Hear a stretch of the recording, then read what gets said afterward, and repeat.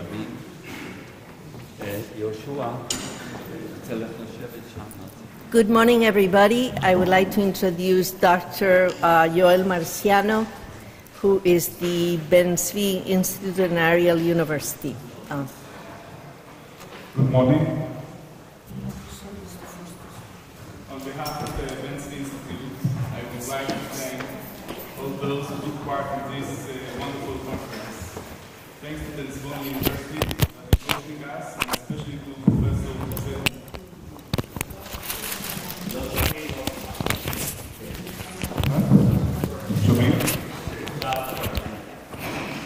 This is the first lecture? Good morning. Okay. On behalf of the Ben-Zvi Institute, I would like to thank all those who took part in this wonderful conference. Thanks to the Sorbonne University that is hosting us, and especially to Professor Jose Alberto Tavim. I would like to thank the Bar-Ilan University and the director of the Dahan Center, Dr. Shimon Ochayon, on his important work over the years of promoting the research in many aspects. In the past few years, the Dahan Center and the Ben-Zvi Institute have had several cooperations, and I'm happy that this conference is one of them. Special thanks to Mrs. Or Kobelkowski for the organization of the conference. I had the privilege to work with her, and I was always impressed by her organizational abilities. I would like to take this opportunity to thank other partners who took part in this event, the University of Porto, and especially to Professor Olvera Mea, the Ashkelon Academic College, and especially to Professor Shimon Shovit, and to the members of the academic committee of the conference, Professor Moshe Ofali, Professor Dov Stuchinsky, Professor Jose Alberto Tavim, Professor Olvera Mea, Professor Shimon Shovit, Professor Moshe Amar, and Dr. Shimon Ochayon. The conference program is diverse and deals with many aspects of the Jews of the Iberian Peninsula and their heritage. The participation in this conference can shed light on the recent research in different fields such as literature, thought, and culture of the Jews living in the Iberian Peninsula and their descendants. However, I would like to point out another aspect with regard to the importance of this conference. In the past few years, there has been an important process taking place in the state of Israel. More and more cries of criticism are being heard about the limited place that the heritage of the Jews of the Muslim world and the Spanish diaspora take in the Israeli society in different fields. For example, in the academic system, in the education system, in the academic world, and in the Zionist narrative. 2 years ago, the Minister of Education established the Bodian Committee in order to expand the study of the Spanish diaspora and the Jews of the Muslim world, and to integrate their heritage in the Israeli society. But we cannot learn about these communities without understand the deep Iberian influence on them. Rabbi Yosef Mitterrani, who lived in Tzfat in the early 17th century, wrote the following: "When the light of Torah was dimmed in Castile because of the explosion in 1492, there was the beginning of light of Torah in the Maghreb, Egypt, the land of Israel, and in all of the Ottoman Empire by the sages of Castile that came there and established the Torah in all those countries. They opened the treasure of Torah, and from them we drink water of Torah with thirst. In Galil, people used to say, 'Let us thank the kings of Spain that expelled the Jews that flourished every place they came to.'" The words of Rabbi Yosef Mitterrani are an example to dramatic and constructive effect of the Iberian culture on the Jewish communities. I am very glad that this conference is dedicated to the Sephardic-Portuguese heritage. The development of the research can present the Jewish history in the modern age in a more balanced way. Thank you. Thank you, Dr. Marciano. Now I would like to introduce Professor Alcombre, Chairman of the Academic Committee of the Dahan Center. Thank you. Good morning. You know, in the tractate of the Mishnah, Pirkei Avot, there is a maxim which said in Hebrew, Hayom Katzar ve'hamalacha meruba. The day is short, but the work there's plenty of work. I'm happy, it's a blessing for us. So I try to be short. And I think there are people today who have things far more interesting to say than what I can say in this blessing. So I just want to welcome the audience, we call the organizers of all the assembly here. We have an exciting congress which began yesterday, and also I think yesterday evening was very moving. Most people were there, and especially for it, Eresbiton. And I believe that we'll continue on this direction. So, Bruchim Abayim, welcome to the Congress. And I prefer now to let the Professor to speak. Thank you very much. Thank you, Dr.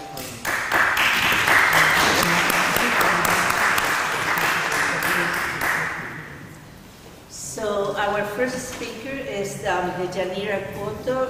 She's professor at the École Pratique de Études, Paris. Her primary area of interest is the Ottoman Portuguese relations and Indian Ocean maritime history at the early modern age. More broadly, her research focuses on the Portuguese Empire and its relation with the political powers in Asia. She's presently associated researcher of the French Institute of Anatolian Studies in Istanbul, where she held during 5 years an annual seminar on Ottoman and Mediterranean maritime history. She's also the vice president of the International Association of Maritime Studies, founded on behalf of the Piri University in Istanbul since 2012. She has published widely on cross-cultural history, historical geography, diplomacy, cartography, maritime warfare, port cities and merchant networks in the Mediterranean and the Indian Ocean. She was bestowed Officier de l'Ordre de Palme Académique, my French is a little rusty, by the French government in 2016.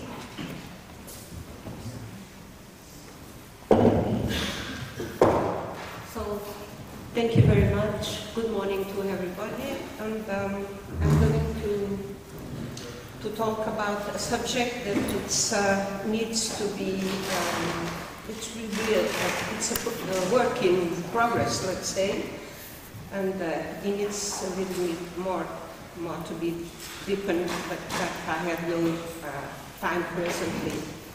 But it's an ongoing research. So the purpose of this paper is to present the conveyance of 16th century New Christian of Portuguese origin to the Ottoman Empire, a practice developed both by Portuguese Iberian New Christians in Portugal and Jewish communities in Ottoman provinces.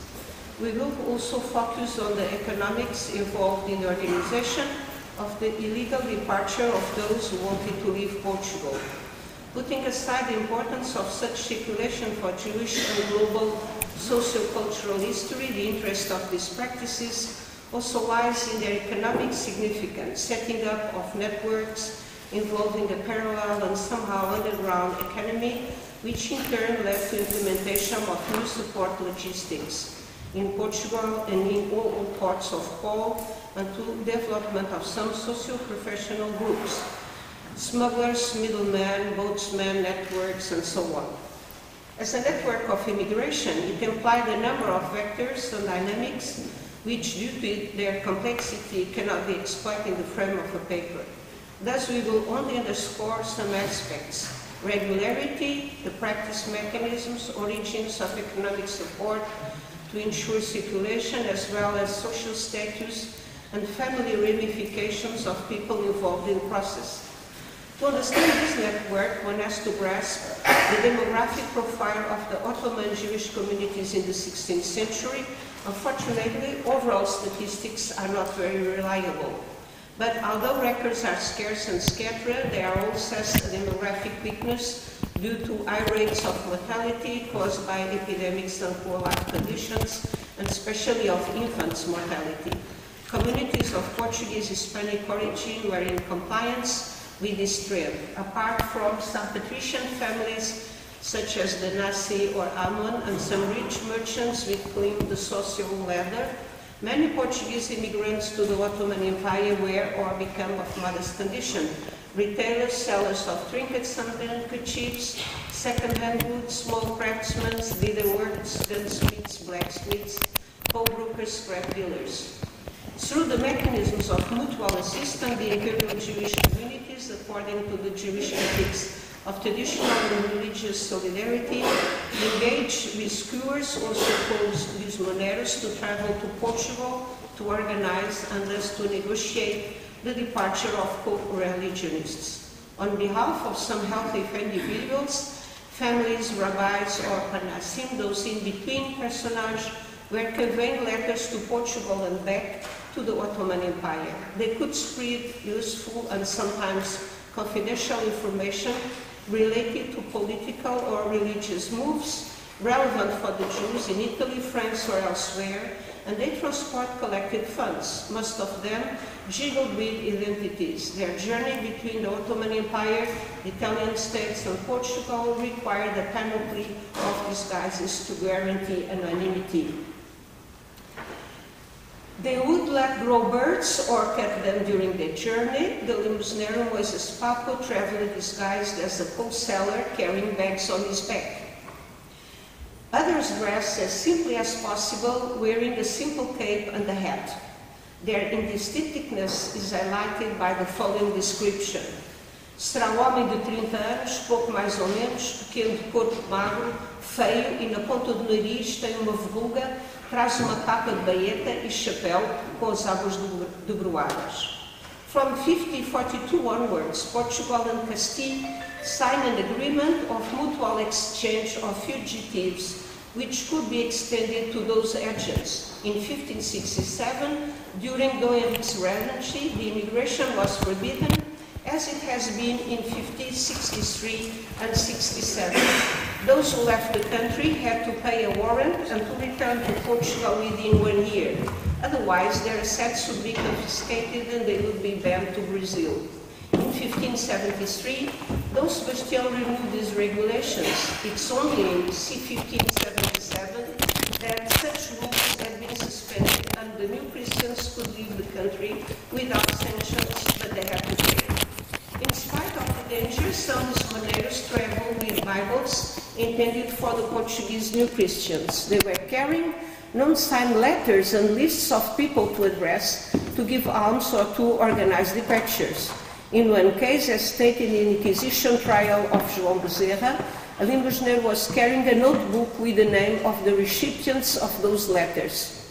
E depois de visto o dito livro e lidos os nomes que neles estavam escritos, disse que eram nomes de certas pessoas para quem trazia cartas para este reino e de outras que em França e em França lhe tiraram esmola, etc., etc. These travels to Portugal were regular, possibly to allow the new Christians to collect alms while respecting the religious calendar. For example, David Cohen from Salonika visited Lisbon every year on the same month, December, to collect the tzedakah. In January arrived David Pimuslino, who also came from Salonika. Both men traveled alternatively so that when one had to leave, the other arrived in Lisbon, and Gilbert Davin already worked on this topic. The aspects to spotlight in such dynamics are, alongside with reciprocity, the regularity and formalization of services, which show that geographical distance and political obstacles did not consistently harm social, economic, and religious ties, at least during the 16th century. The second relevant aspect is the role played by the tzedakah. Charity to the poor and social solidarity were the instruments of merging overseas communities and the pretexts for limosneiros to travel. Although captives in Portugal, the Portuguese new Christians did provide for assistant institutions in the Ottoman Empire, like yeshivot, synagogues, orphanages, in the same way as new Christians who immigrated or were about to start it were expected to do, seeking simultaneously to legitimate their social inclusion and thus generally contribute to tzedakah follow local Ottoman Jewish institutions. In exchange, the imperial Jewish communities of Iberian origin would help them to settle down and to undertake the religious ceremonies of conversion to Judaism in their lost land. The donor did not dwell necessarily in Portugal. If Abraham Abenunc, a new Christian from Lamego, who established in Istanbul and was circumcised at the Nação synagogue, gave 500 cruzados as tzedakah for Safed and Salonika, Antonio de Fonseca, alias Abraham Moab, a prominent figure in the home Portuguese community where he lived surrounded by Indo-Portuguese furniture, gave 100 cruzados to synagogues in Safed and Salonika. Fonseca, who had married an aunt of the limogeneiro João Bezerra, Azam of the Nação synagogue in Istanbul, frequented the papal court, the Roman Curia, and the church bureaucratic circles, although two of his brothers were openly known as Jews. One, Jacob Aboab, Jacob de Fonseca in Istanbul, and the other, Moshe Aboab in Salonika. The family was also involved in international trade, and Antonio de Fonseca provided his relatives with funding. Moisés de Fonseca, Antonio de Fonseca's nephew, one of the two sons of his brother Jacob Jacome, received 800 cruzados from his uncle in one of his visits to Rome before returning to Istanbul, and his brother Jacob also traveled to Rome with letters of Joseph Nassi, expecting to be favored by his uncle. As a matter of fact, Fonseca was one of the leading Nazi agents in Rome, providing the great Jew with strategic informations about Christian states' plottings against the Ottoman Sultan. Likewise, Abraham Saadia, brother of Ishak and Shlomo, two Lisbon Hautes silk merchants who immigrated to the Ottoman Empire, remain another example of these benefactors. Abraham sent 200 cruzados to Salonika and Safed synagogues. Such donations were not devoid of pragmatic calculations, as the generous donators' names were to be mentioned in the network of Iberian synagogues. Apregoava o dinheiro das esmolas na sinagoga and spread among rabbinical authorities, thus increasing their own social and religious prestige. On the other hand, the move would strengthen social and economic ties and demonstrate that conversos were still attached to their former Judaism. It also would serve as atonement and rip off the burden of culpability of some conversos for living as Christians and remaining in the diaspora instead of leaving Portugal. In the 1575-76, one of the pivots of this alms fund circulation, connected with the milieu d'affaires gathering Portuguese conversos and Iberian Jewish communities in the Ottoman Empire, was a certain Abraham Arrobas. Arrobas, who lived in Lisbon, but later dwelled in Istanbul in 1578. He is mentioned as living in Istanbul in Tomé Pagada Pastoral of 1578, had a brother and a healthy merchant called Antonio Dias Viegas, who was supplying one sister remaining in synagogue with more than 11,000 cruzados in cash and a dying substance, conchinilla. This sister was married to a certain Isaac Esdras, who had been briefly in Portugal by 1565, where he was given by Viegas a credit letter for France in order to charge 700 or 800 cruzados.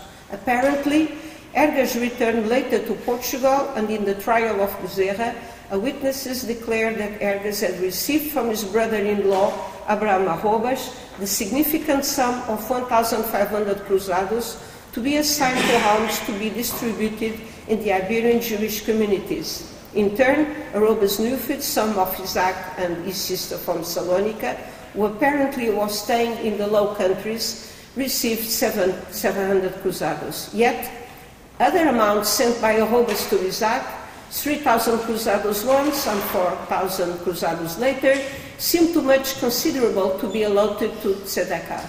We will come back to this point.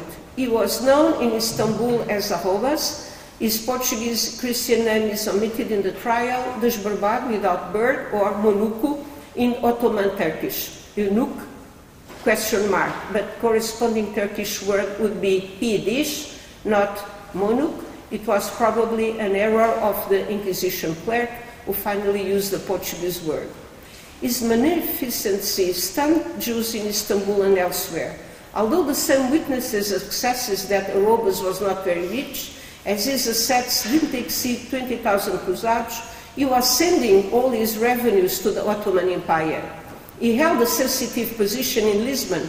According to the witnesses, he was, or he had been, a member of the royal bureaucracy, escrivão da Casa da Especiaria, which means that he held an officio at the Casa da Índia. A mention on a folio margin of Bezerra's trial, due to the Inquisition clerk who took the witness testimony, is much clearer. I quote, cristão novo desbarbado que tem um ofício na Casa da Índia e um irmão judeu em Shalom, com que vive na Rua das Canastras. So, exactly there.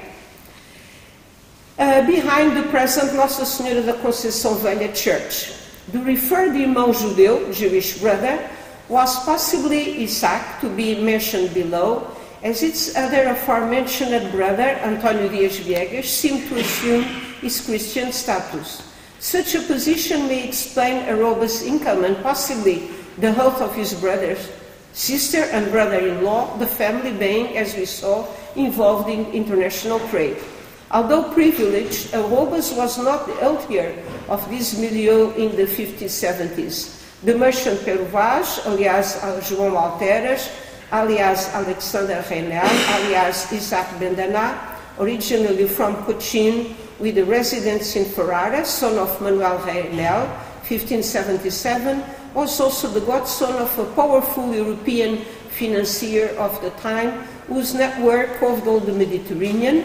I'm talking of the Genoese Luca Giraldes, King John III principal banker, of one of the most important bankers. In spite of this awkward position at the core of the crown economy, Arobas' mother had been burned in Alto da Fé in Ancona, in the group of the 24 Marrons in 1556, question mark. So, I quote, em Turquia se dizia que a mãe do dito desbarbado morrera queimada em Ancona pelo Santo Ofício. Had it been true, such a dramatic event may help to understand Abraham Arobas' strong ties with Judaism and why he kept sending his alms to Jewish Iberian communities in the Ottoman Empire.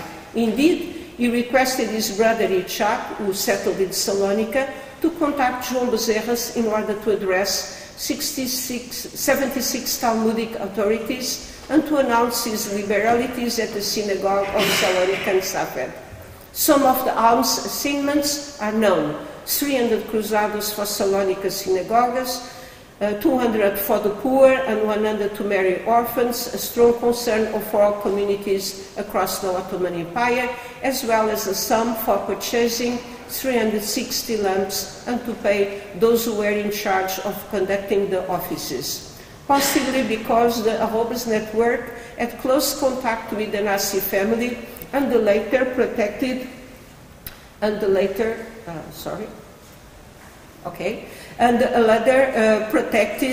Jewish Iberian communities in Tiberias. One of the many questions to assess concerns the sums involved in those networks. What was the part allotted to tzedakah and to business to prepare such journeys? And how did they intertwine it? Taking into account the entanglement of sources of income and the way cash of letters of credit issues by merchants were transferred and effect, some alms funds were to be allocated to other specific purposes. José Tavin stressed the case of Marcos Cardoso, who came from Salónica to Villafort in Trás-os-Montes in the 1520s to get funding to pay the ransom of Jews arrested in Malacca. Alms also could help to pay limosneros' expenditures during their travels, or money were supposed to be given for alms. During these trips back and forth, they accompanied immigrants' offsprings to travel to join their families, a charge that would make the travel more problematic to organize and thus more expensive. A good example is given in the 1562 trial of Simão Rodrigues regarding his children. Although one of his daughters, Catarina, 9 years old, traveled in 1548 with her maternal aunt to Venice, Violante, 11 years old, was sent to the family in Venice 1 year later.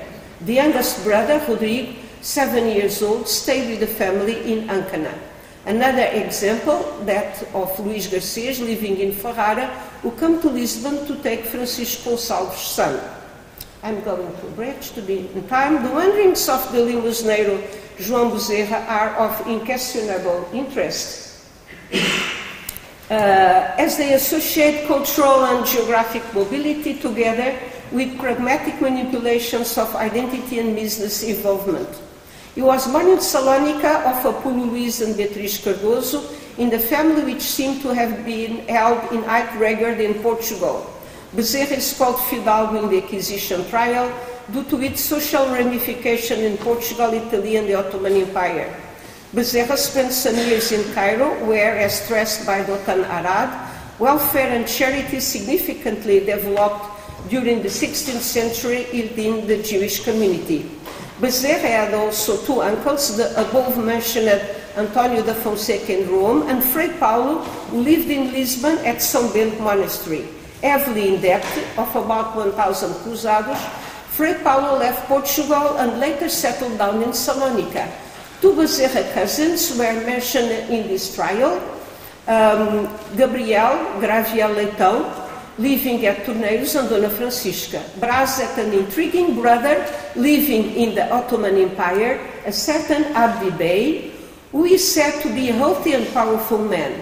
Placed before his surname, the Portuguese epithet Duke and the Turkish title Bey suggests some position in the Ottoman administration and possibly a conversion to Islam, ? At the service of the Nazis, Bezerra traveled from Cairo to Alexandria, and from Alexandria on board of a ship belonging to well-known Italian banker Lonellini to Messina, where he adopted the Christian identity. He then continued to Naples, Ferrara, Venice, made a digression by Hungary, where the Nazi had important business, returned to Pisa, moved to Venice, and from there to Lisbon, where he was arrested by the Inquisition. Although we cannot explore these wanderings in detail, we would like to point out one of two aspects related to his limosneiro activity in Lisbon. His cousin Belchior Brás appears to have been one of his anchor points, hosting Bezerra several times. Besides important sums of money, he provided him with luxury outfits, as the later 2 minutes, while in Lisbon, adopted the Italian demeanor and lived in the Italian community, andava italiana com outros italianos. The second point is the reference among his acquaintance to a certain Infanta de Barberia living in downtown Lisbon at Corpo Santo, where she hosted the Matias Mensel new Christian. Another new Christian, Sebastião Lopes, a spice seller married to an old Christian woman, was a neighbor of the Infanta. Those individuals gravitated around the Infanta's house, which seemed to be the core of a limosneiro small network connected to Bezerra. One of the Infanta's men declared that he had already rescued from the Inquisition, with the help of a relative, 2 other men, servindo-se de tio deste homem que já auxiliara no ano passado a encaminhar outros. The sums to ensure the operation and departure are also specified, 1,000 to 2,000 coroas. Was this Infanta related to some local Morisco group? ? In any event, further archival exploration is required, as it should provide more evidence on the rescuers' activities and of the network's inner structure. For the moment, let's stress the key role of limosneiros and the mechanisms of solidarity, tzedakah, in the group consciousness and cohesion to ensure continuity of spiritual, cultural, and economic ties among the new Christian Jewish Iberian communities spread up around the Balkans and the Mediterranean and the Ottoman Empire. Thank you very much. I'm sorry for the explanation.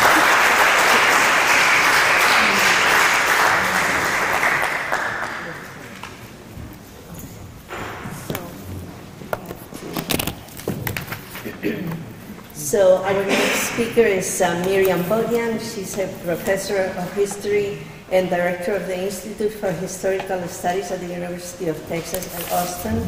Her work includes Dying in the Law of Moses, 50 Jewish Martyrdom in the Iberian World, and Hebrews of the Portuguese Nation, Conversos and Community in Early Modern Amsterdam. She's working on a book analyzing the development of ideas of freedom of conscience among the early modern Portuguese-Jewish Imagination.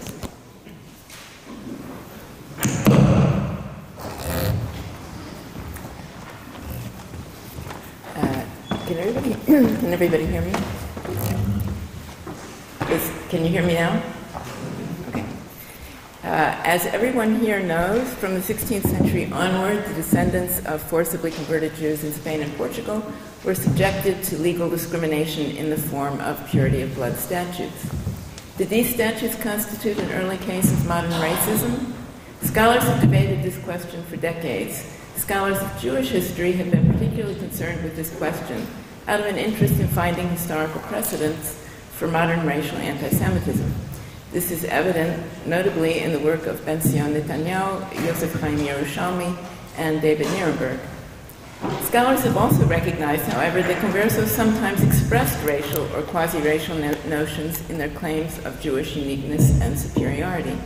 The Jews' purity of lineage was a conspicuous theme, for example, in Isaac Cardoso's Las Excelencias de los Hebreos, when he stated clearly that the flaw of mixed ethno-national ancestry, I'm going to call it, which afflicted Gentile nations, was absent in the Jews. He wrote, "Since in their lineage all Gentile peoples are intermingled with one another, none can say that he is an Italian, Frenchman, Spaniard, German, or Greek, and so with the other peoples, because all are confused and mixed.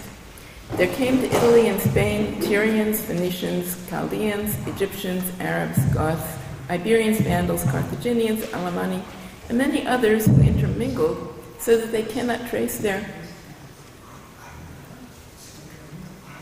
Speak higher? More. Speak louder. Is that better? And since the Gentile nations do not separate themselves in matters of food or women, they cannot attain the same separation and distinction as the sons of Israel who are apart from all. Scholars have tended to explain away the various converso claims of Jewish purity of blood as a defensive measure, an effort by conversos as victims of racism to maintain their self-esteem in the face of systematic bigotry. And I confess that I'm guilty of this, but I'm in good company. Yosef Yerushalmi and Yosef Kaplan, among others. Jonathan Schorsch has aptly criticized this approach in his Jews and Blacks in the Early Modern World. While noting that such analyses were in some respects absolutely on the mark, he argued that converso notions of purity of blood could best be understood not as a reaction to an external situation, but as emanating from a shared Iberian cultural environment. That is, while discrimination led conversos to be particularly self-conscious and sensitive about matters of ancestry, this did not lead them to rebel against the premise that lineage was a fundamental category for understanding human difference. In this respect, I'm in agreement with Schorsch. Where I differ is in the assumption that Portuguese-Jewish attitudes about lineage and blood remained a kind of fixed Iberian inheritance, or that Portuguese Jews worked out and this is Schorsch's term, sistema de castas, paralleling that of the Spanish in the Americas. The Iberian legacy was but one of a complex set of elements in the Portuguese Jews' unstable conception of their place on the human landscape, a shifting, multifaceted conception that was fraught with internal contradictions. If there was a primary reference point in their notion of us and them, it had to do not with race or class or Jew and Gentile, but with membership or lack thereof in the Nação, that is, the group of persons who were Iberian by birth, who had Jewish ancestry of any degree, and who had lived under a coercive Catholic regime, or their descendants. But even that more or less stable category was vexed. In this paper, I'd like to reconsider how 17th century Portuguese Jews negotiated the available options in thinking about human difference. This will entail considering how Portuguese Jews, with their primary identification as members of the Nação, viewed all the salient others in their world. This means not only Gentiles, Negros, mulatos, and Indios, but also Old Sephardim, that is the Mediterranean Sephardim, Ashkenazim, and Italianate Jews. This will require considering, among other things, the way Portuguese Jews thought about race. But it behooves us to remember the cautionary remark of the eminent Shakespeare scholar Michael Neal. Quote, "If the work of recent scholars has taught us anything about early modern constructions of human difference, it's that any attempt to read back into the early modern period an idea of race based on post-Enlightenment taxonomy is doomed to failure." 17th century Spaniards and Portuguese, when identifying and differentiating between human groups or types, relied on a certain semantic field, one that only seems familiar to us. As I've noted, Conversos and Portuguese Jews may have rejected Iberian claims about Jewish inferiority, but they did not reject the prevailing Iberian ethnographic framework. The terms nation, race, caste, blood, lineage were used almost interchangeably. All of these terms could be used to allude to biological difference, yet they were far more elastic than they are in our current and well-differentiated usage. A group's religious practices, native land, dress, and language, as well as its perceived qualities of cultural refinement and a key identifier, nobleza, contributed to marking difference in these very same terms. Given such flexible concepts of difference, it would be a mistake to generalize or draw conclusions from one or another individual statements. Moreover, inherent contradictions abounded, and actual social practice might look quite different from ideologically inflected rhetoric. To begin the discussion, let me refer back to Isaac Cardoso's denigration of Gentile nations for having intermingled and lost their ethnic purity, and his assertion that the Jews, because of their antiquity, their election, their purity, and their isolation, were, quote, the most noble nation on the face of the earth. Yet Cardoso knew very well that among the Jews were descendants, all Jews were descendants of Gentile converts, who had mixed with the descendants of Abraham, Isaac, and Jacob with full rabbinic approval. What Jew could be sure he or she was a pure descendant of the patriarchs? Isaac Orobio de Castro, facing the same problem, made a distinction between true Jews and converts. Quote, "The covenant between the Lord and the seed of Abraham and the children of Israel will remain forever, and Gentiles who acknowledge the Lord of truth and worship him will be Jewish converts, beloved of their Lord, but they will never be Jews nor of the seed of Abraham, for Israel is not a spiritual entity, but a nation, whether good or bad." Yet to maintain that converts to Judaism could never attain the full status of Jews was also an indefensible position, given that converts could marry persons of pure Jewish descent, and no one was keeping records. Perhaps for that reason, Orobio acknowledged that elsewhere that the distinction between Jew by birth and convert to Judaism was lost over time. He wrote, "Neither in ancient times nor today were those who took upon themselves the observance of the laws of Moses called Jews, but rather Gerim, which is what they are called in Holy Scripture. It's a religious duty to treat them as brothers, but without granting them the honorable name, honroso nombre, of the house of Israel, until in the course of generations they assimilate and blend into the rest of the Jewish people."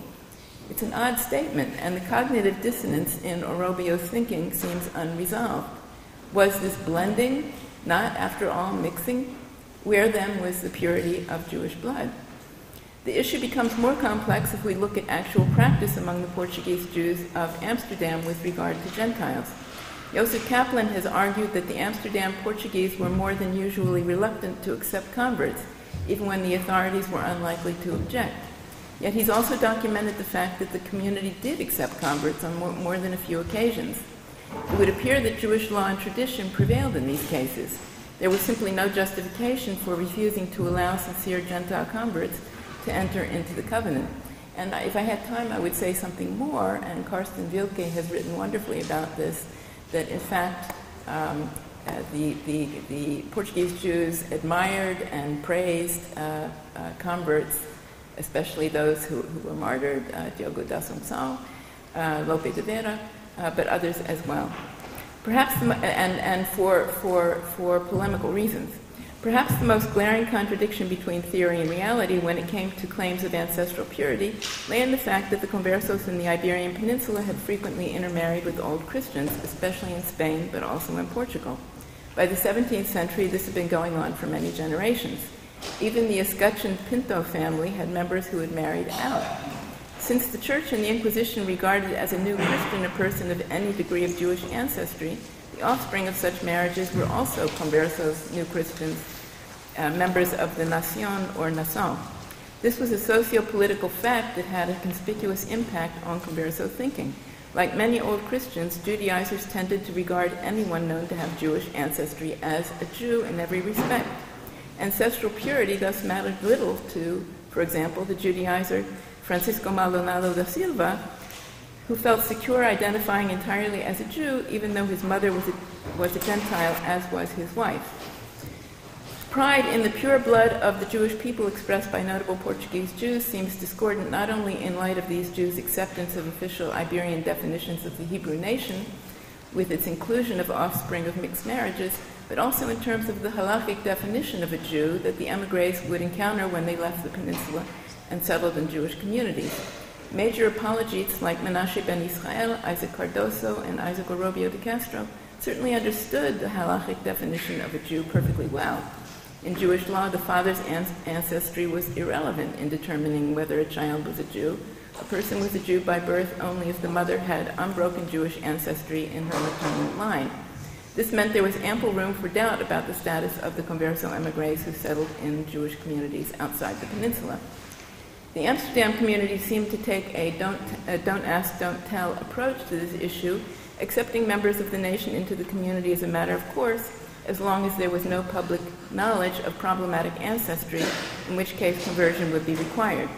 This attitude is perhaps not surprising given the overriding interest of the community in re-Judaizing the Nação, as well as its disinterest in imitating the genealogical investigations of the Inquisition. But since certain male members of the community sometimes failed to meet sexual norms of halakha, mixing continued even outside the peninsula, and offspring were, however, unintentionally produced.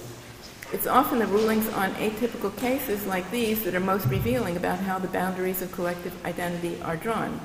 The way in which Amsterdam's Dotar Dowry Society determined the status of out-of-wedlock offspring is well worth considering. The Dotar considered eligible for a dowry the illegitimate daughter of a male member of the nation whose mother was a Gentile. Presumably such a girl had to convert. However, the illegitimate daughter of a Portuguese mother was not permitted to apply for a dowry under any circumstances. The standard of inclusion and exclusion here was clearly neither halachic nor racial. Rather, it represented a perpetuation of Iberian socio-sexual norms and notions of honor. In short, it would seem that while purity of blood was a significant rhetorical trope among Portuguese Jews, one that served to disparage Iberian Old Christian claims and to elevate Jewish ancestry, it projected an image that had little to do with everyday reality. To be sure, non-Jewish social norms were granted a weight among Portuguese Jews that would have been unthinkable in most Jewish communities. But the community's ethos was not one that allowed for distinctions among its members on the basis of purity of blood. Indeed, the ethnic inclusiveness of the community's definition of the Nação constituted an implicit rejection of a standard of purity of blood. Why then the rhetoric of limpieza? A clue may be found in the frequent proximity of the terms purity and nobility in Portuguese Jewish discourse about lineage. I think in the interest of time, I'm not going to give examples, but there are just many in which you see the two mentioned together. Cardoso, nobleness and purity of blood. Nobleness, Daniel Levy de Barrios. Good lineage, that is noble lineage, implied pure lineage. The affirmation of Jewish purity of blood can perhaps best be understood as a polemical claim that lay primarily in the realm of fantasy and wordplay.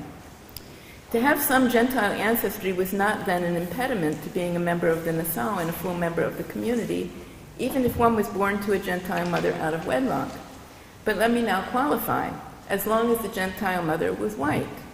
The case mentioned in the Dotar statutes that implicitly granted membership in the Nação to a girl born out of wedlock to a Portuguese father assumes that the mother was white. Indeed, in most such cases, the mother was a Dutch serving girl. But the policy differed toward a child born to a Portuguese Jew and a black mother, presumably a household slave. At least until 1650, the mulatto children of Portuguese Jews could undergo conversion to Judaism, as could black or mulatto slaves, although this would require emancipation. These dark-skinned Jews could be buried in the Outer Kerk cemetery. However, they were to be buried in a separate section of the cemetery reserved for Jews who were not of the Nação, a plot where Ashkenazim were also buried, until the latter established their own cemetery in 1642. The close association of Negros, mulatos, and Ashkenazim in communal rulings restricting the privileges of Jews who were not of the nation raises complex issues. A question that seems to me unavoidable, although it's been avoided by scholars rather well, is whether Portuguese Jews perceived common negative qualities in dark-skinned converts and Ashkenazi Jews. Let me look first at one of these rulings, from 1658, and I'm just going to read the translation of the ruling. The teachers, Melamdim Rubim, may not admit Ashkenazi, Italian, or mulatto boys to our Talmud Torah schools of study. The gentlemen of the Ma'amad have been informed that in our Talmud Torah schools there are many boys who are Ashkenazi on both sides and others who are Ashkenazi on their mother's or father's side, and mulattos who are sons of Portuguese Jews. The said gentlemen, considering it to be very prejudicial to the good upbringing of sons of the Spanish and Portuguese nation that sons of Ashkenazim should be reared among them, resolve and ordain that from today onwards no Tudesco, that's Ashkenazi youth, no youth of an Italian father and mother, and no mulatto may be admitted to the said Talmud Torah schools, but only the sons of the members of the Holy Congregation. There could be appeals in the case of a boy with one parent who was not Portuguese, but the Mahamad had to rule in each case. Overall, there appears to have been considerable anxiety about maintaining Portuguese Jewish identity in a new environment in which that sense of collective self was severely destabilized, among other things by the presence of others who were halachically Jewish. People seek relief from anxiety in fantasy. We can see the projection of this particular anxiety in the stories reported by Menashe ben Israel about members of the lost tribes allegedly encountered in Spanish America and elsewhere in his Hope of Israel. Now, a lot has been said about this work, but my point about the work is that a central idea running through the book is that the lost tribes had preserved their Jewish characteristics, cultural, religious, and racial, over many centuries, even though they were dispersed among other peoples. Cieza de Leon, Menashe wrote in a catalog of such reports, described a Peruvian city with a vast structure built by a people who were, quote, who were bearded and white as the Spaniards. From this he wrote, quote, you may well gather that the first inhabitants of that place were the Israelites of the 10 tribes, because unlike the later Indians who gave the report of them, they were white and bearded. He reported that Don Diego Vaca de la Vega, while exploring in Peru in 1622, was informed by Indios that, quote, 5 days' journey off there lived men of tall stature, comely in presence, and have as great beards as the Spaniards have, valiant and warlike, all evidence that they were Hebrews of the lost tribes. In Brazil, too, there were reports of a people who loved commerce, a Jewish, not a Spanish trait, but they were also said to be white and bearded. Likewise, a Dutch mariner reported discovering in a remote inland area, quote, white men and bearded, well-bred, well-clothed, and abounding with gold and silver, whom Menashe and others guessed to be Israelites. Menashe also accepted the conclusion of the important German Hebraist Wilhelm Schickard that a certain group of people in Tartary were from one of the lost tribes, reportedly Naphtali, because, quote, they are not black and foul in their countenance as the Huns are. They, quote, observe law and equity as the Romans, and, quote, they do not lay out their dead as the barbarians do, but decently cover them with earth. Menashe gave the greatest credence to the report of Montesinos, a Portuguese Jew, no doubt because the people Montesinos allegedly encountered had a fragmentary but recognizable knowledge of biblical traditions. Among other things, they were able to recite the Shema in Hebrew. Yet Menashe also included in the report of their appearance in his description. These men, he wrote, are somewhat scorched by the sun. That is, they're dark, but not inherently. It's because they're scorched by the sun. They were also comely of body and well accoutred. The fact that the reported tribes were civilized and attractive, unlike the Indios, whom, quote, all men knew were deformed, dull, and altogether rude, was a linchpin in Menashe's argument that the men Montesinos reported discovering were Israelites of the lost tribe. So what I want to emphasize here is not the fact of this racial description, but the his emphasis on the idea that this group was able to preserve its purity of blood, so to speak, over many, many centuries, more than 2 millennia. The Ashkenazim who settled in 17th century Amsterdam, in contrast to the Portuguese, were poor and Yiddish-speaking. They did not love commerce. They wore untrimmed beards, sidelocks, and unfashionable clothing. They did not know Latin, Spanish, Portuguese, or any other European language of high culture. They lacked proper manners. They were not ashamed to beg in the streets. From the perspective of the Portuguese-Jewish elite of Amsterdam, they were, in the realm of appearance, culture, and manners, more like Menashe's Indios than his Jews. It had probably never occurred to crypto-Jews in the Iberian Peninsula that such Jews could exist. Coming into contact with them in Amsterdam challenged the Portuguese Jews' notions about the Jewish people as a whole and threatened their self-image to the core. The Ashkenazim were, to be sure, white, but whiteness was but one of the qualities associated with Portuguese Jewish distinctiveness, whether we call it a difference of nação, casta, raça, or lineagem. In conclusion, Portuguese Jewish ideas about human difference were a mélange of ideas based on competing conceptions of human difference. I didn't even mention the whole question of naturaleza.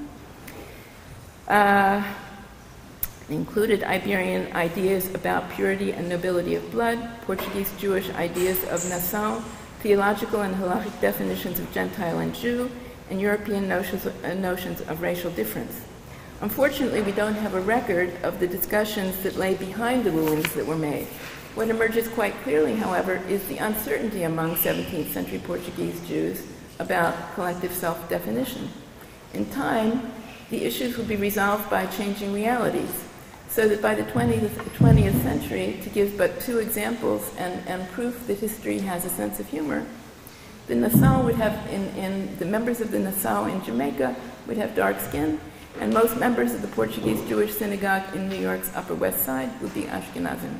Thank you.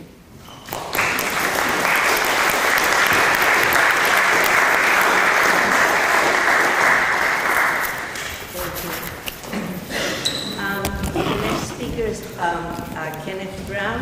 He's a full professor of Spanish literature at the University of Calgary in Canada. He is a specialist in Spanish medieval and Golden Age, Catalan Baroque, and Rococo and Sephardic literatures. And I hope you appreciate my humor, but I'm naming him Professor of Brevity because he has 2.5 lines about himself.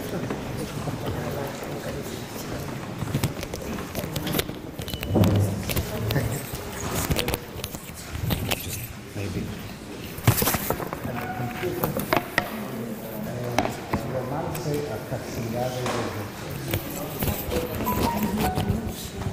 No, I'm standing up. Yeah. Okay. Gostaria de agradecer todas as atenções que os membros do Comitê Acadêmico tinham ensinado na organização do Congresso destas feiras. Por minha parte, espero contribuir como novo capítulo na história da literatura portuguesa e lisboeta do Barroco. Now in English, but the text is in Portuguese. I changed my title 3 weeks ago, so the title now is De mancebo muito casto, a critical edition of Antonio Serral de Castro's burlesque, and I hope there are no children here. I hope everyone is an adult. Romance vario da a castidade e a incontinência da mulher de Putífar, 1672. I have devoted the last 8 months of my life to carefully editing Antonio Serral de Castro's hitherto unknown to exist burlesque 900-verse ballad, the Romance vario a castidade de Joseph.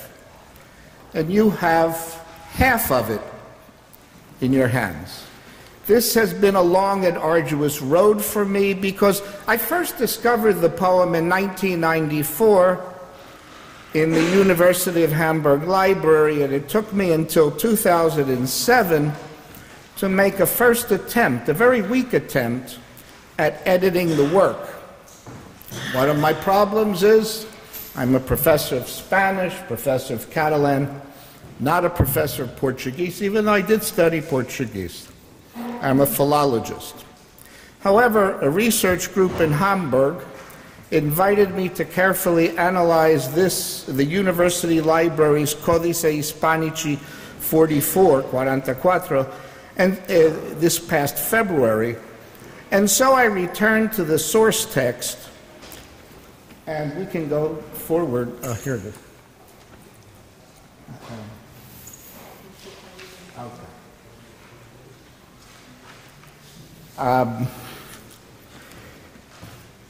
Thanks to the gamut of online Portuguese dictionaries that I have access to, and to Google, I was and I am able to arrive at conclusions that this long ballad by Antonio Serrao de Castro, formerly completely unknown, was or is the greatest literary work that he ever authored. What?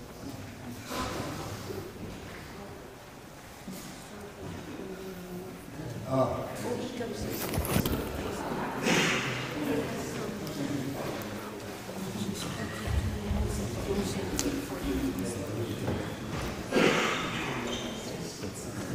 Okay. This poem is at the same time the only truly Jewish poem or text that we have by Serrao de Castro. And I hope you agree with me at the end of the analysis. I shall begin with my conclusions. The Romance is very much full of autobiographical markers. And we'll see some. You can see, for instance, if you look at the first verses, de uma mulher não muito casta, e de má casta também, que por cegana era força que fosse de madre lei. And Gomes Teixeira, his 1977 study of Serrao de Castro's works, informs us that in fact Relay, Francisco Relay, was one of the noms de plume that Serrao de Castro would use in the Academia dos Singulares de Lisboa. So here we have Cegana, which is gypsy, Relay, which means common person, part of the rabble, and yet his markers are there. Also, the mulher não muito casta, his name was Castro, or Crastu. So he begins his poem with certain autobiographical markers. It's his. It has his signature. It is replete, full of many contemporary and classical intertexts. Góngora, Quevedo, Cervantes, Ovid, Galen, and I would bet also Luis de Camões, and that's what I have to study. The Hamburg Manuscript, and it's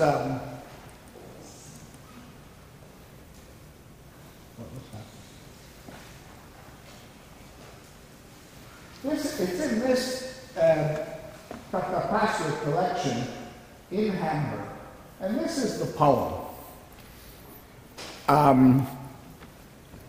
The Hamburg Manuscript presents a near-perfect manuscript reading. There are only a couple scribal errors. That's not true of the other readings of his poetry, because I've read just about everything he wrote. The poem pays homage to this city, Lisboa. We'll see that. In that sense, it is very Lusitanian. It also affords an acidic commentary on the Portuguese Inquisition, and less so on 17th century social politics in Portugal. The poem contains a small collection of proverbs, sayings, jokes, even Jewish jokes. And this is an indication of Sephardic humor. It's a subject that I've followed for several years. It contains a glossary of descriptors pertaining to the world of Portuguese bullfighting. And I see that you still have a Praça de Touros no centro da cidade. In the center of the city, there's still a bull ring. The Romance is a venue for popular culture, for music, that still resonates today. And I'll sing for you a bit, and we'll read what he writes. Here we have a repertoire of Iberian and colonial African and Brazilian ethnic dances. The Romance is a poem in praise of the Jewish patriarchs and prophets, and especially of the patriarch and prophet Joseph.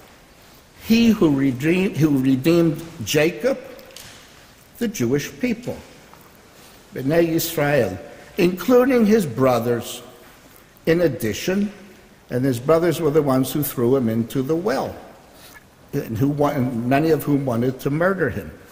In addition, therein we find precepts divinely articulated in Tanakh.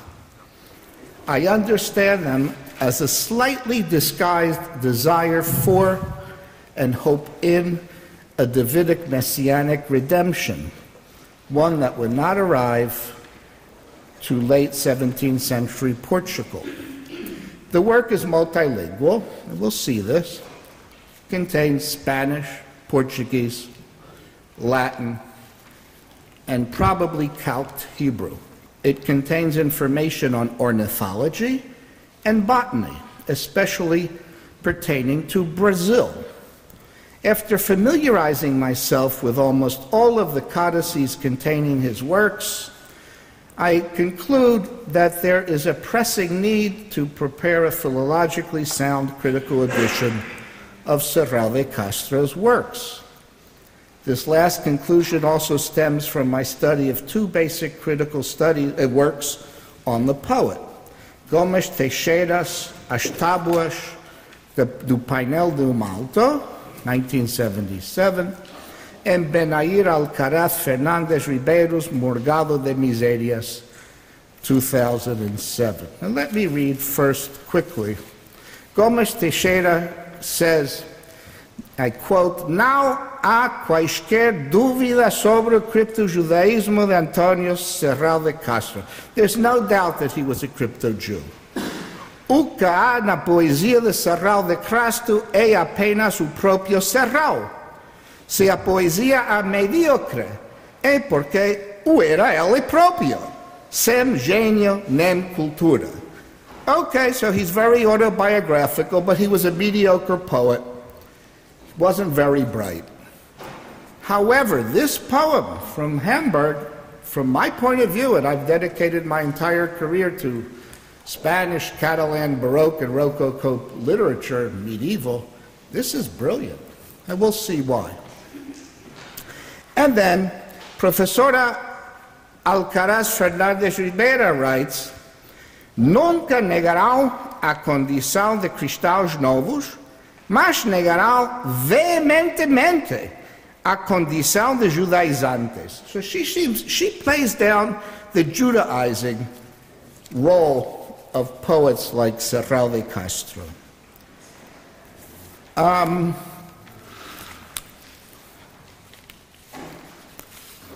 Let's go now to the poem. And we'll start.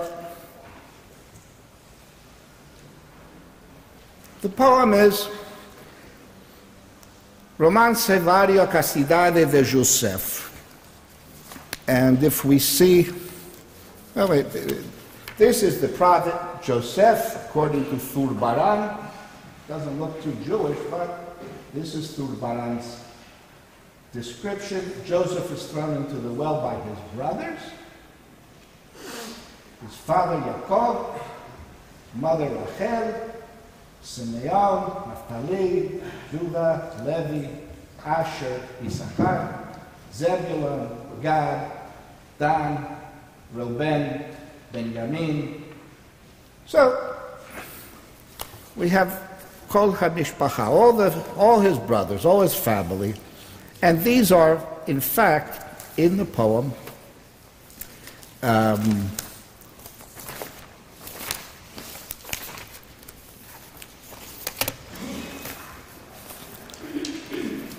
Then we go to verse 5. Dum mancebo moi castu, cuja casta não direi. I will not speak about his caste, his ethnicity, que se algum tempo foi boa, agora por mais tempo. Nowadays, it's considered unacceptable. His caste was Jewish. Further on verse 20 or 17, era esta mulher Potiphar's wife who tried to get Joseph in bed with her. Esta era mulher casada como homem muito bem, que se não era bom homem, ela quis fazer. She tried to make him a cuckold, to have horns. Yeah. Potifar chamava-se ela, mas dela o nome não sei. I don't know what her name was, and in Tanakh we don't know what her name is. Por mulher de Potifar, Potifaras le convém. We'll call her a prostitute. Now it's very curious. If you look at Serral de Castro's obra, in general, there are very few indications of Judaism. However, in the Contrasatia, for instance, he does talk about na noite do sábado de criação do mundo, night of Shabbat. And then, here we have nada de consciência. He talks about primeiro que Moisés desce leite aos hebreus. Moshe Avinu. And that's it. Let's get back to the poem. On verse 37, O quantos destes coroados. Coroados means cuckolded, the men whose wives sleep with other men. Further down in 47, 48, dos soldados em uma milícia no Egito vinha a ser a príncipe Potifar, mestre, sinal coronel. And the coronel family were Sephardi, were conversos here in Lisbon. So there's an allusion to the members of the Academia dos Singulares. Como ser mestre de soldados, she's talking about Potifar, the husband, para como ser mulher, mal empunhava o bastão, nem a pica arvorava a pé. He couldn't sexually satisfy his wife. That's what he's saying. Era Potifar fidalgo da corte e não montañés. Well, montañés is equivalent to cerrado. Another indicator. And precisely, it's very curious. In the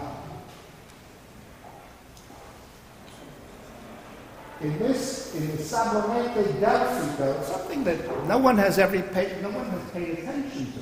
He writes that his family was from Toledo.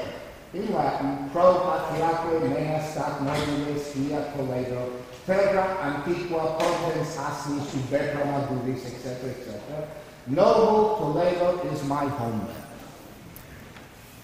So obviously they were Sephardic Jews from Spain at one time.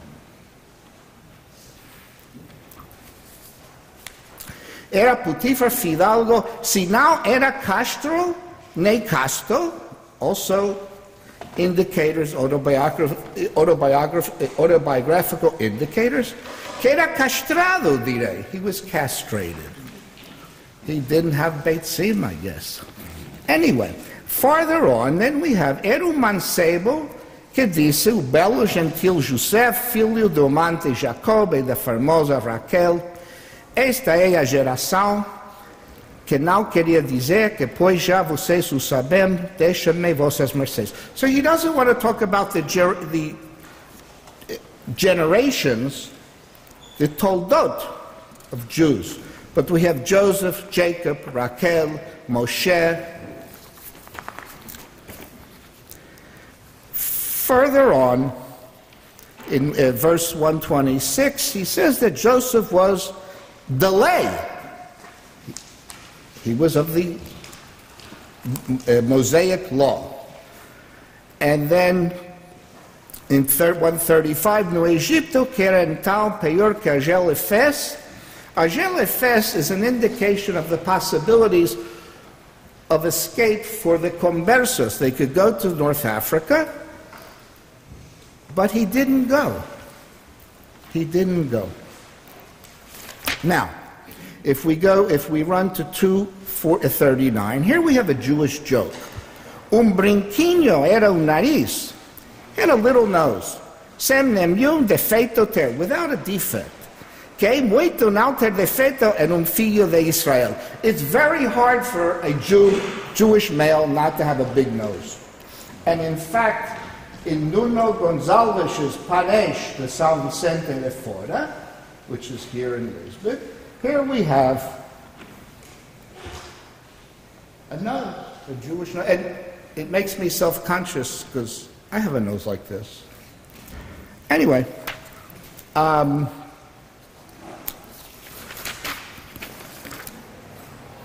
359, ladrões de Serra Morena, dos cupidos de Guiné, duas meninas de Angola, seus olhos vinham a ser.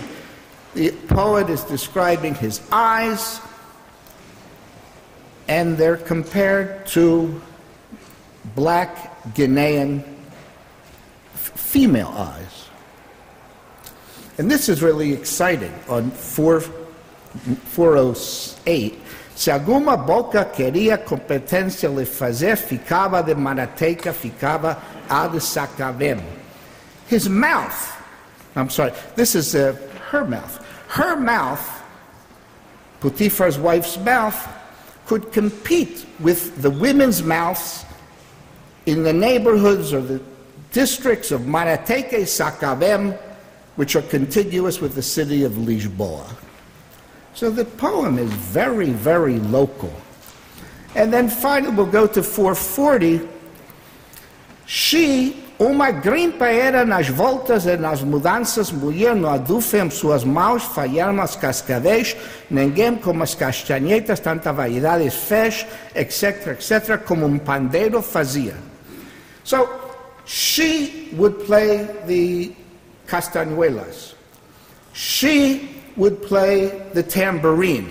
And that reminds me of the song by Eric Clapton when he sings, after midnight we're going to shake your tambourine. So there is a sense of culture, of modern culture, contemporary culture in this poem that's 350 years old. So,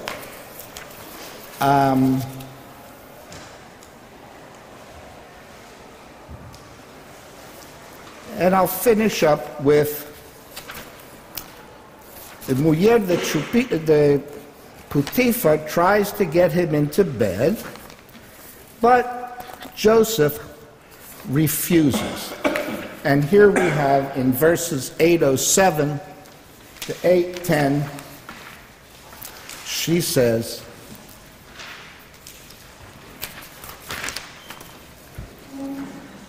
Joseph, 807, quis guardar o sexto mandamento e o não guardar também, ele o oitavo quebrou e o quinto quis romper.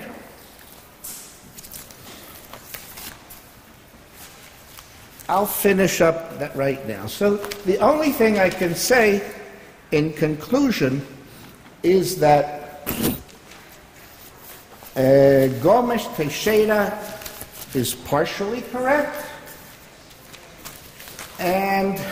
but it is necessary to know the complete oeuvre of Serral de Castro. And thanks to this manuscript from the University of Hamburg Library, we can minimize the doubts as to the crypto-Judaic devotion of the poet. Thank you.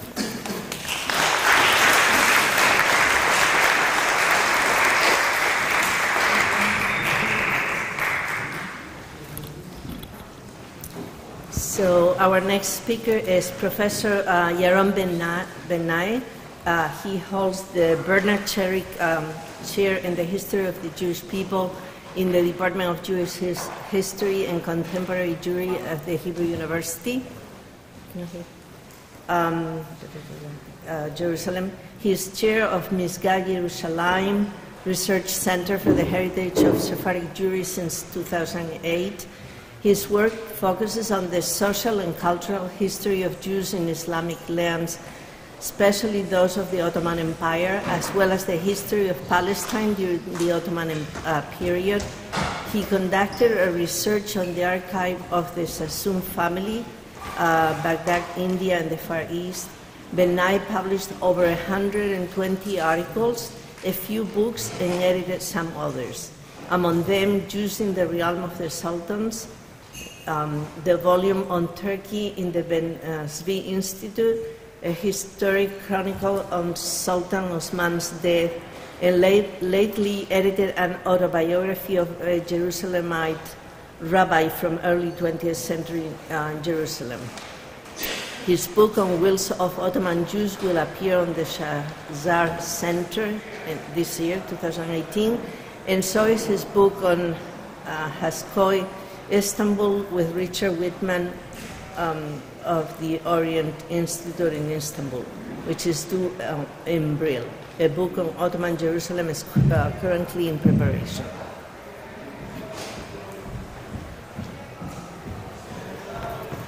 Thank you. Court Jew is a term that usually denotes Jewish courtiers in early modern Europe, mostly in the German states and the Habsburg Empire. In her seminal work on the subject, Selma Stern failed to relate to a similar phenomenon in Islamic countries. However, there are court Jews in North Africa and Morocco as late as the 19th century. Interestingly enough, even the most famous figures of the Sephardic Diaspora, Don Agassi Nasi, Don Yosef Nasi, Don Shlomo ibn Yaish, were never analyzed and appraised as court Jews by modern Jewish historiography. Others, men and women, who deserved the title court Jew were never treated as such. I wish to relate to a certain group of Jews at the capital of the Ottoman Empire. Okay. Well, so, I wish to relate to a certain group of Jews at the capital of the Ottoman Empire in a given period of time as court Jews par excellence, their philanthropic activity and their motivations. The position as a supplier of the empire, the imperial court or the army, called Bazargan in Ottoman Turkish, or also senior viziers, emerged in the 17th century and existed until the 1820s. It was a highly dependent upon political network of dignitaries in the imperial court, as well as on an economic network that provided funding and merchandise. The Jews to whom I refer filled a similar role to that of their European peers, suppliers of army and the court. The Ottoman Jewish courtiers dedicated time and money and used their influence in order to assist Jewish communities. They also used their political power to enhance their wealth and influence within the Jewish community, but at the same time cleverly exploited communal resources in a very sophisticated way to maintain their businesses. In addition, they emerged as important new players in the communal sphere. I question their motivation concerning philanthropic actions, to which Professor Couto mentioned before. And in my view, these businessmen made utilitarian decisions concerning tzedakah motivated by money and power rather than pure philanthropic solidarity or religious sentiments, as we tend to assume when pondering on Jewish history. When referring to Jewish presence in the imperial court, we can apparently discern between two periods. The first, which spans from the 15th to the early 18th centuries, in which the dominant figures were mainly physicians such as Yaakov, the physician of Sultan Mehmed, Moshe Hamon, Shlomo Ashkenazi, Moshe Abrabanel, Israel Corneliano, and Tuvia Cohen Katz. At times, some of them carried out diplomatic missions for the Sublime Porte. The second period begins in the 17th century and ends around 1826. During the 17th century, a new type of a courtier rose to power, a merchant, purveyor, and at times a financier. The Jewish purveyor gradually became a member of a narrow circle of elite within the Jewish community. Around 1700, Sasson Chai Castiel, an Istanbuli Jewish merchant of precious stones, claims that Hamon, Uziel, Rosanes, and Tzontzin, and I quote, are the four rich families in Istanbul who meet the Sultan privately and literally see the face of the Sultan, and according to him are so influential that he fulfills their wishes. We may only surmise that they were important court suppliers at the imperial court. The new court Jew earned his living as a purveyor for viziers and high dignitaries, a general purveyor, agent, or factor who managed all purchases for a household, including luxury commodities such as important fabrics, precious stones, and jewelry. And official documents stored in the state archive, the Bashbakan Archivi, also mention Jews as chief suppliers of perfumes and spices and other oriental goods to the court. And not only in the Sultan's court, time and again European travelers note that each governor and each grandee in the empire has a Jew who manages his financial matters. Many of them brought their Jew with them from the capital or from another city where they had been posted until then. Thus, for example, we know of a whole line of Jewish sarafs in Cairo, that is, people who deal with the money affairs, collect taxes, and give loans. In Syria, Palestine, we know of the Chaim Fawhi and his line, who's active mostly in Acre and Damascus, and in Baghdad and Mosul until the 1830s. The head, the Nasi of the Jewish community, customarily served as saraf of the governor.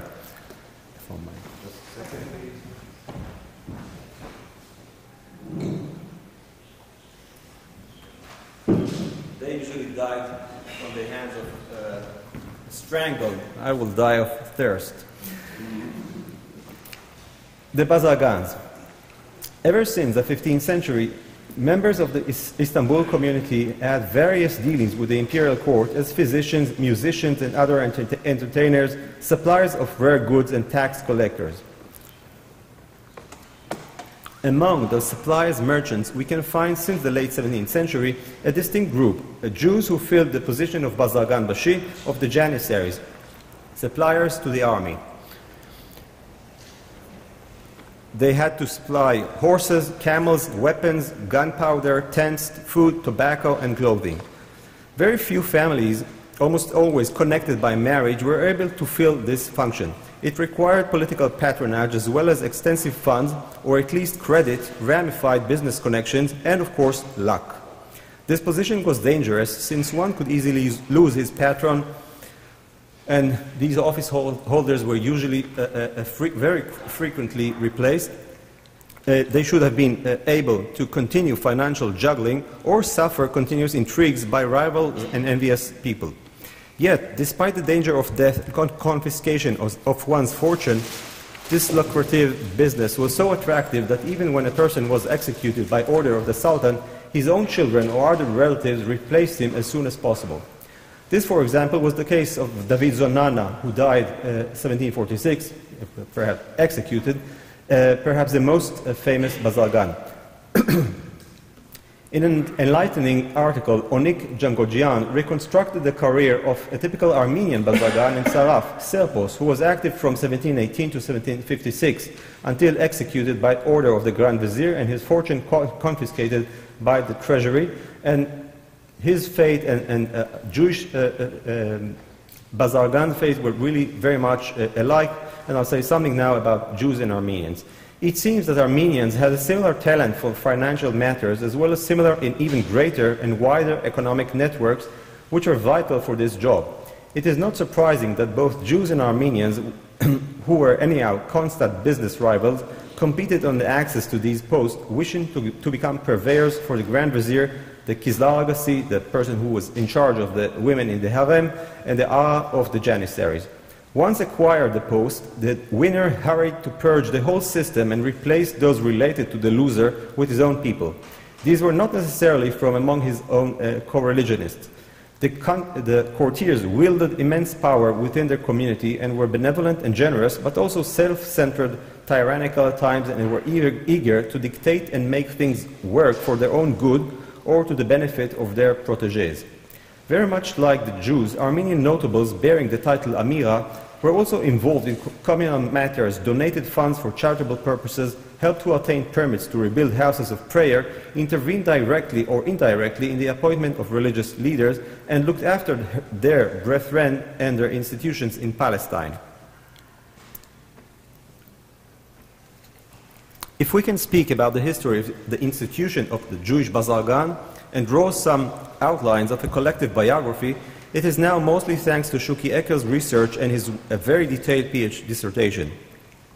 The Jewish Bazargan of the Janissary Corps, whom we can trace only from the late 17th century and continue to exist until the end of the period marked by the annihilation of the Janissaries, might be related to the court Jews par excellence. Eker showed how this office evolved during the late 17th century and traced the entire chain of Bazargans as well as their philanthropic activity. Indeed, we know now many Jews operated as sarafs and Bazargans, but Eker failed to, although he made a very significant contribution, he failed in analyzing their supposedly benevolent acts. In his analysis, Eker had shown that the function of Bazargan crystallized and took shape during the first half of the 17th century and evolved in two phases. Between 1650 and 1750, the formative period in which the office was consolidated, and I think it could go down to 1620s or perhaps even earlier. The second period is between 1750 and 1850, the shift from purveyors, suppliers to professional bankers. Eker demonstrates the transformation from one function to another and explains this shift as a response to the changes in the Ottoman state. The Sarafs and the Bazargans were wealthy and influential, and they used their power and connections to enhance their status within the community, as I said before.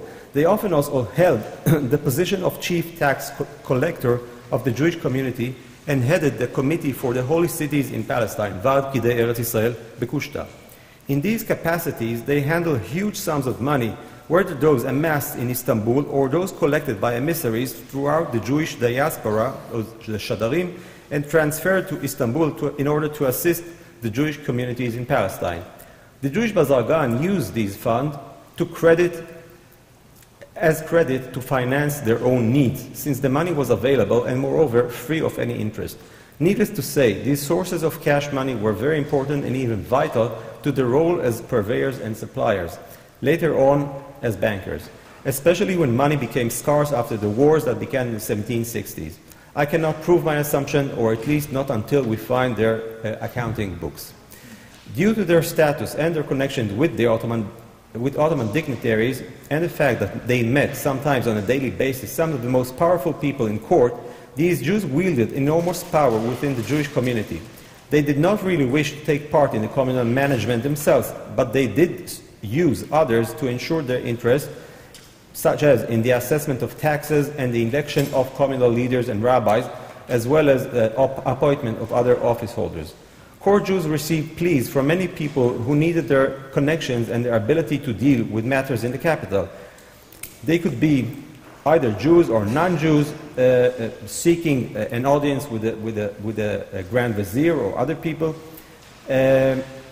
But again, their interest stands and they got paid for these things. The Bazargan and other Jewish courtiers formed a very small group with many families and business ties between them, but this does not mean that there were no rivalries between that circle. We know that there were tensions and rivalries between families and even within a family. Often enough, Jews in powerful positions belong to different networks, which we call intisab, that is, patronage networks, and did not hesitate to use all means in all lasting feuds. There is a famous case of a quarrel in Istanbul between the Ibn Yaish family, Hamon and El Nekaveh. Leah Bornstein wrote an article about it, but again, she has one side of this story, and I think it's a very telling story, very interesting story. Both parties had people who served as officers in the congregations and took after their patrons' interest, either to increase their power or to harm other party and its supporters, for example, by manipulation of tax assessments. In some cases, they did not hesitate to use the Grand Vizier or the head of the police to intimidate, arrest, and violently punish their opponents.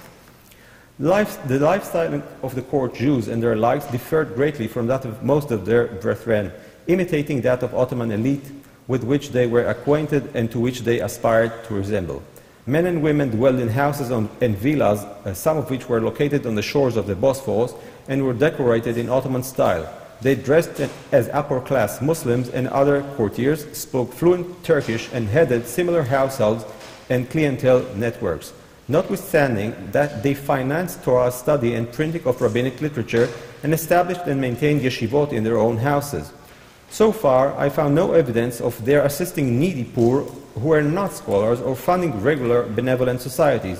A comparison to Islamic benevolence, which materialized in various endowments, waqfs, ranging from building mosques, water fountains, healthcare, and soup kitchens, and subsidizing Quran readers, stresses the narrow venues which the Jewish courtiers chose, mostly benefiting local rabbinic elite. Two questions arise. The first is what motivated one to achieve this risky post, and the second concerns the motives for investing so much money in communal, time and money in communal matters by local or be there local or for Palestine Jews. Why? The first was why did certain Jews make such an effort to win the risky position? They surely knew exactly how dangerous it was and to what degree they were subject to hostility and jealousy. Was it just the ambitious drive for power, the prospect of gaining immense riches, or the honor and respect they could expect from everyone, even if they were just dhimmis?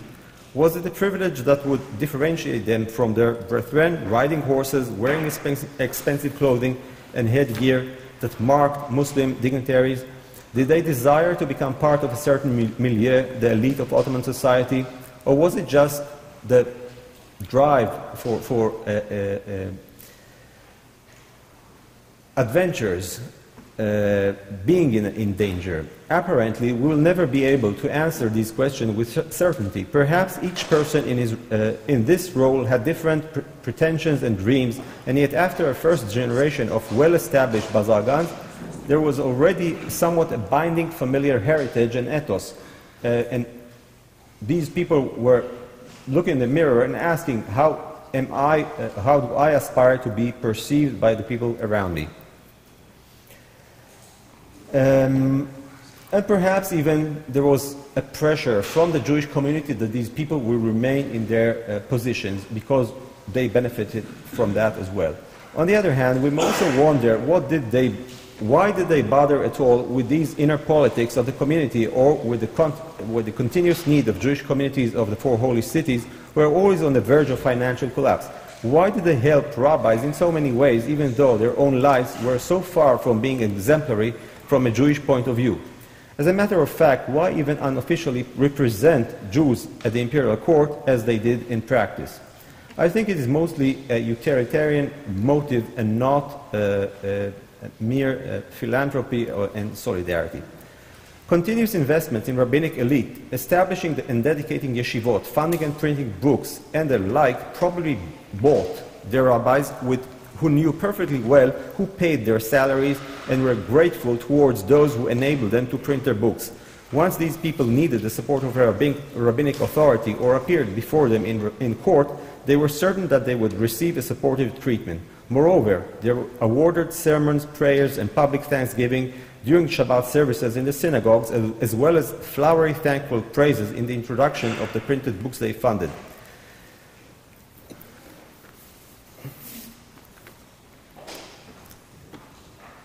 I think that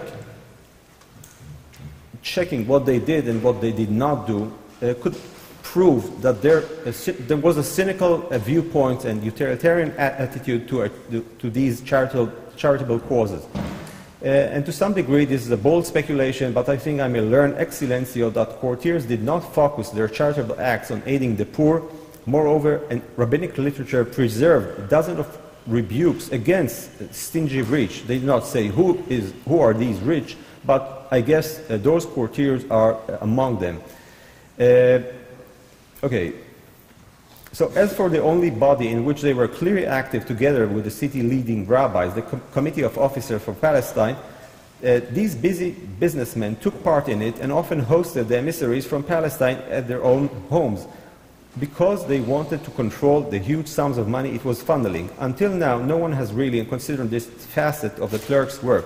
I cannot prove my hypothesis, but their temporary use of the funds earmarked for Palestine as a loan without interest to further their business seems a certainty. I see no other explanation or motive for these continuous efforts, spending time on meetings, letters, enacting regulations, and lobbying for Palestine, if not for these monies.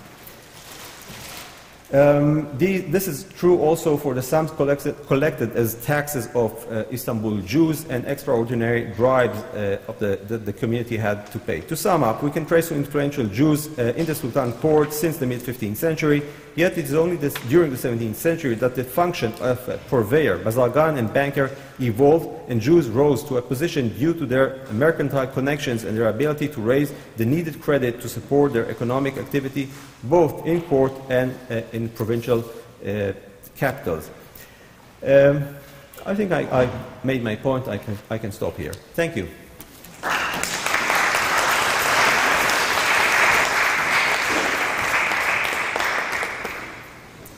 So thank you to everybody. I think the theme of honor, whether it's just seriously or humoristically, is a continuing in this panel. Questions or comments? Yes, Jose Alberto. Oh, you need a...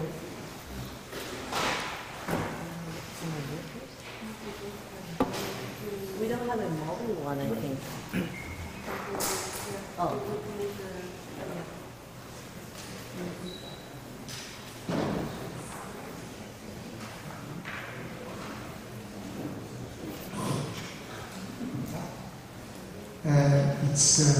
Thank you very much, Professor Kenneth Brown, for your paper. My question is why this poem remains in Hamburg? Because I know a similar case of a poet called Manuel Bodian that have the same kind of satirical verses that when he was in Portugal. So he wrote something like this, also concerning Lieberman, but when he went to Amsterdam, he changed immediately the style. He became more baroque, and it became a really like Converts. And the topic is not really the same when he was in Portugal. In Portugal, he was very satirical as Converso, and then as Jew, he became not really a religious person, but he became more stylistic in his verses. Okay. What is the question?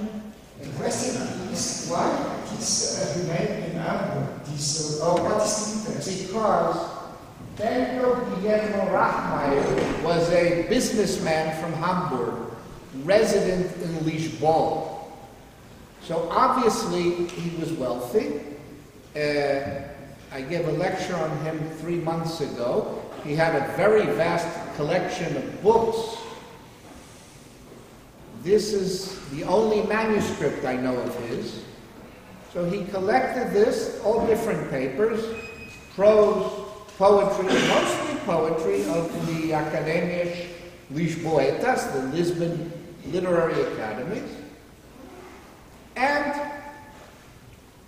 somehow, this ballad, he bought it. He must have bought it from a bookseller in Lisbon, I guess,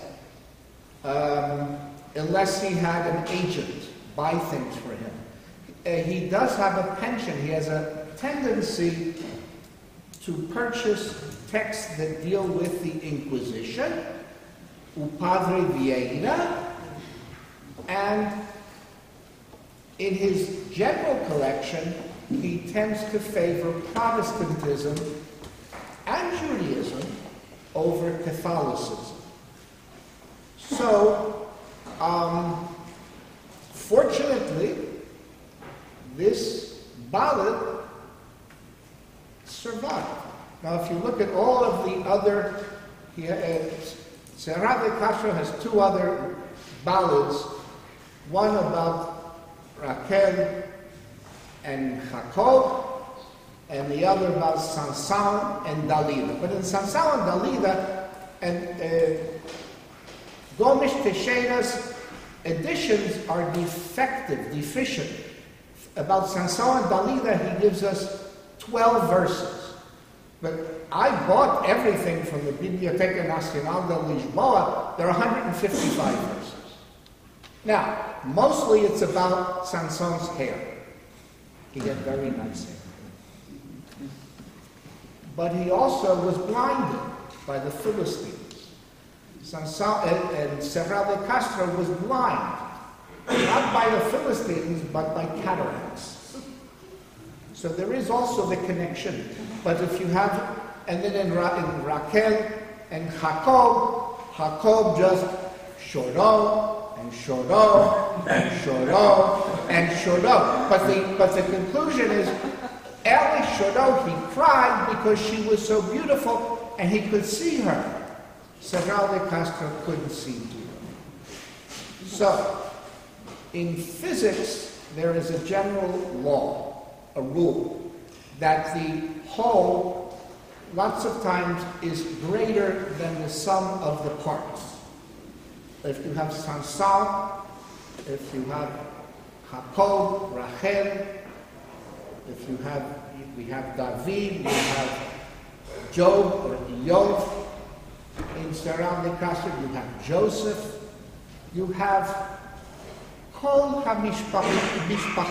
You have the entire entourage of Jewish prophets, heroes, super-heroish. I saw that this morning. Why? What is so important about Joseph? He redeems. He redeemed. And your presentation the other day about Yerushalmi, Samuel Ushke, Yerushalmi, a brilliant introduction about Messianism in the 16th century. And I gave a talk 3 weeks ago in La Mancha on Cervantes. Cervantes also includes Joseph. Why? My guess is that Cervantes, who was a converso, Serrat de Castro, who was a converso, La Celestina, which was written by a converso, also has Jose, Joseph. There was an interior desire for the Messiah, for the Messiah to come. Never come. But there was a latent desire, psychological desire in all of these works that keeps repeating themselves. That they would hope that they would be redeemed, that a Joseph would come, that a David HaMelech would come, and it never happened until the latter part of the 19th century, maybe, when Judaism can return to the Iberian Peninsula legally. So that's all. But thanks to Bento, and Bento was obviously a Protestant. He was a member of the Evangelische Kirche. He was a Lutheran. But he was a very open-minded intellectual and a businessman, but he saves for us Serrat de Castro's greatest work. Because all the other works, and Gomes Teixeira, I would say, was right, are mediocres. They're not great. This work is so rich with intertext, and this contradicts Gomes Teixeira himself, who says he wasn't well prepared intellectually. No, he was. And in this poem, he has a sense of humor, in fact, self-deprecating. He makes fun of himself. The other poem, Mulatos da Inquisição, is really repetitive. Camilo Branco had published, but it's really mediocre. Yes, sorry. I have the means of production. And this is just a comment or a question to Miriam. I am sorry if I misunderstood you because the acoustic here at the top is so bad that perhaps my question is not in its place, but even so perhaps... Usually people at the top don't hear anything. You know, in the top of what? This is the question. But if it is inappropriate perhaps because it in the proletarian place, we will better perceive your thesis. I would say that even though if these, we'll say, proto or racist ideas comes from different places, I do believe that there is a paradigmatic shift with the colonial moment, and the colonial, of course, the Iberian also moment in two phases. One is the anti-Muslim and anti-Jewish, anti-conversion, anti-Morisco idea of purity of blood, and then the idea of the Indians and of the blacks, and the idea that there is an association of blacks and enslaved, that it is new, not brand new, but it's new in its intensity. Then perhaps I would say that first we must be very clear that these conversos as victims and agents of Iberian empires were part of the colonial story for the best and for the worst. And finally, still I think that we have to make a counter distinction between Sephardim living in Western and Northern Europe and those living in the colonies, in the tropics and in the New World. And this phenomenon of Sephardic mestizage, whether blacks, Indians, mestizos, or Ashkenazim, who immediately almost enter into these communities, are one of the paradoxical outcomes of the colonial world. A place of hegemony, crude slavery, and exploitation, but a place in which bisexual intercourse or lack of European people, the paradox would come that these people who are not from a blood perspective Sephardic, they could paradoxically be integrated more than the metropolis. Yeah, there was another question here. There was another question here.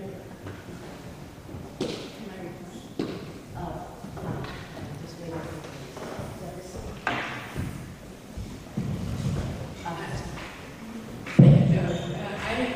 I agree with you entirely that the colonial moment, there is a shift. And, I tried in these 20 minutes mainly to flesh out what I see as the contours of being non-Nação, not being a member of the Nação, what it means in the different there's different significance to each group. I wasn't really talking about the development of racial ideas about class, but you're certainly right, and every author who writes about race and slavery discusses them.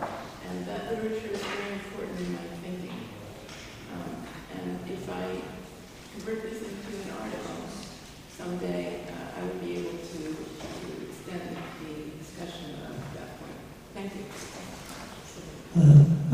As a matter of fact, your question and remark made part of answer to what I wanted to ask, because the issues you have raised remind me of the more general pattern, really about colonialism, that we see that generally the people who were colonized, were conquered, tend to adopt the values of the conqueror. We see, for example, in France, and in the case of France, we see that among the blacks, you see patterns of racism between them, because who was a slave and who was not a slave. And so I want to ask if this motive of purity of blood is not as a matter of reaction to a pattern it was from outside. I just want to stop it because I think somebody else wanted to ask a question. I think in every generation, the same pattern comes back. And as a complete my question, let's talk about the Nação Israel and the motive of the tribes, of the lost tribe, who keep their purity. And it's a paradox because, in the Talmud, there is a doubt about the tribes that are lost in the region of Babel in Afghanistan. It's forbidden to marry with them because they mingled with other people. So it's written like this. It looks as if I suppose this tribe, either it's a complete utopia, or it's maybe thought that in America he was speaking about the tribes.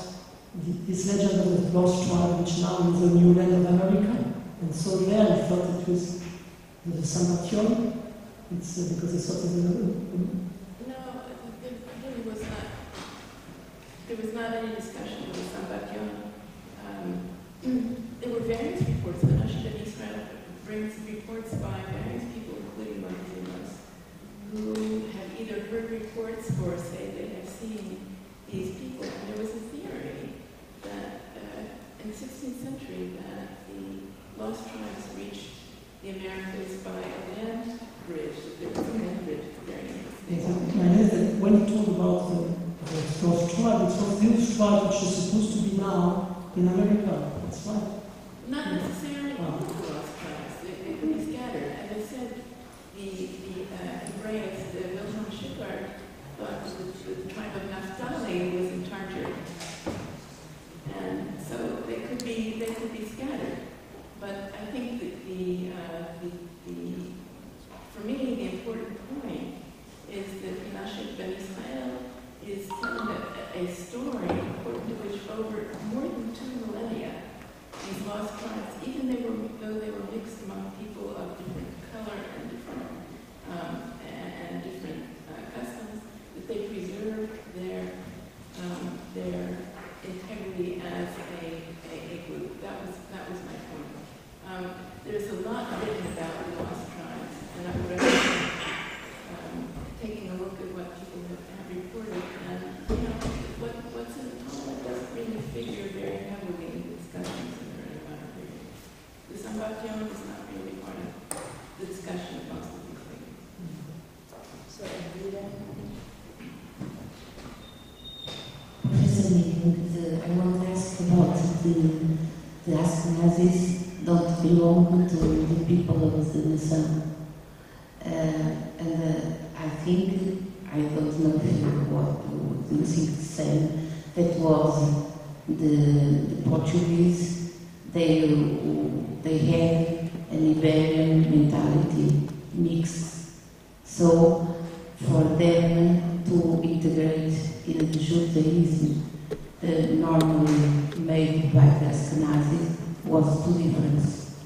And I saw a lot of testimonies that said about the Ashkenazis were, we can say that, too much Hebrew, too much Jews for them. Because for them to be done, to go to the good dinners in business and so on was so important, to be dressed so quite well, was so important. So the difference between Ashkenazis and the Portuguese were so much. The customs and about the religion, because as you know, a lot of them, they dream with a Judaism that was not real. And when they arrived there, they had the shock of that. Do you think so? I think you're right, but I think there is a difference in their behavior. You see,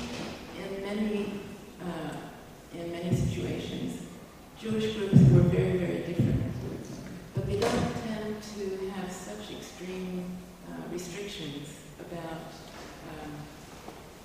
for example, attending synagogue services or burial in a Jewish cemetery. That's what stands out here, that they aren't able to overcome that, given that the Jewish law doesn't recognize that kind of distinction.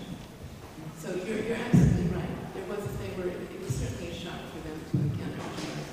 And Ashkenazim in particular, the Ashkenazim who came to Western Europe in this period were refugees, basically, from persecution in many different ways. So they were not representative necessarily of Ashkenazim in general. Of course. Can I ask you? Question, and I'm sorry to respond in fun, but we will only be able to take more questions. Can I ask Dejanirah? Oh no. Can I ask? Who is speaking? Yes, please. To you, sorry. Did you find a lot of people that come to Portugal bringing money to the families that have people at the musician? Because I have some from France and from Morocco, but about the Ottoman Empire, no, of course I didn't. So people that were Come here, yes, to bring money to the families that lost everything with the Inquisition. No, I don't have, for the moment, I don't have evidence for this particular case, but probably it's also because I've been focused a little bit too much on my main interest, that is the way they were conducting and traveling with children. What I want actually is to build up to see how the things happen to move between the Ottoman Empire and Portugal with the young ones. So let's say the network, also the financial support for doing this, all this trip. So the general idea, as José Alberto also emphasized in one of his works, is that idea that the money was also used for several purposes. Yeah, so it was a very large concept of tzedek, because the money could be affected to different purposes. And we don't know, for the moment I don't know, I have no evidence for this specific point, but I would think that, well, it needs some evidence, of course, that they would have some kind of extra box with cash for questions, to solve problems like emergencies, let's say. Okay, we have to finish because I think there is another section, but we can continue in the hallway. At least that's the style.